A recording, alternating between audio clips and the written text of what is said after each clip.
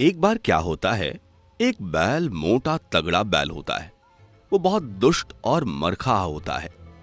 वो इस कदर बौरा गया होता है कि राह चलते चलते पेड़ों से जंग छिड़ देता है, और जब तक वो उस पेड़ को उखाड़कर पटक ना देता उसे चैन न मिलता था।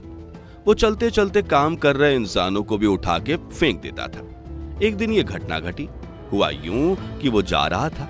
रास्ते में वो देखता है कि एक आदमी बैठे बैठे किसी से फोन पर बात कर रहा था। वो उसके पास आता है और अपनी खुरापाती दिखाते हुए सींग पे उठा के फेंक देता है, और वो बेचारा एक संगीत मंडली में जाकर ढम से गिरता है और बेहोश हो जाता है।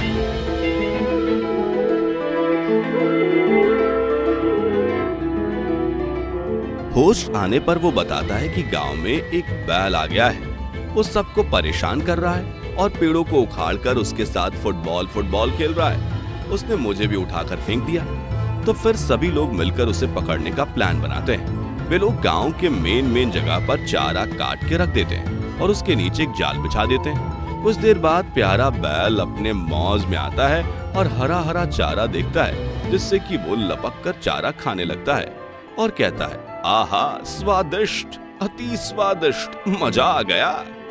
तब तक जाल खींच लिया जाता है और वो बैल उसमें फंस जाता है। अब बेचारा जाल में फंसे हुए सोच रहा था, ये दुनिया बड़ी जालिम है। श्याम सुंदर जी, ये खाना तभी खिलाती है जब इसे अपनी घंटी बजानी होती है।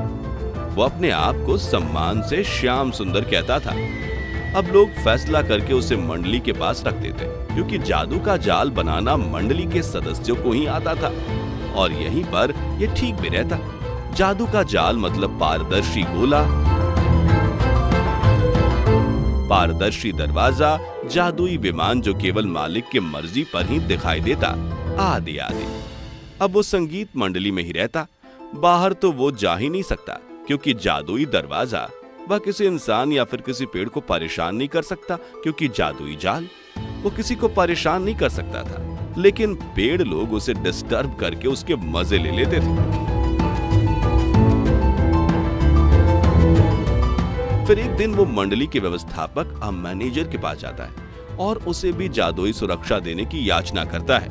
फिर मैनेजर भाई भी उसकी बात मान जाते हैं और इस शर्त पर कि वो दुष्टई छोड़ देगा, उसे जादुई सिक्योरिटी दे देते हैं। अब वो वहीं मंडली में रहता है, मंडली में काम भी करता है। मंडली में उसकी दोस्ती भी अग्निजीत और बाहु से हो जाती है।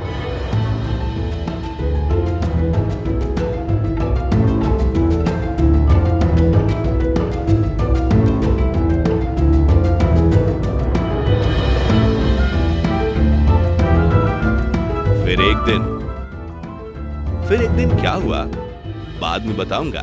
Good bye.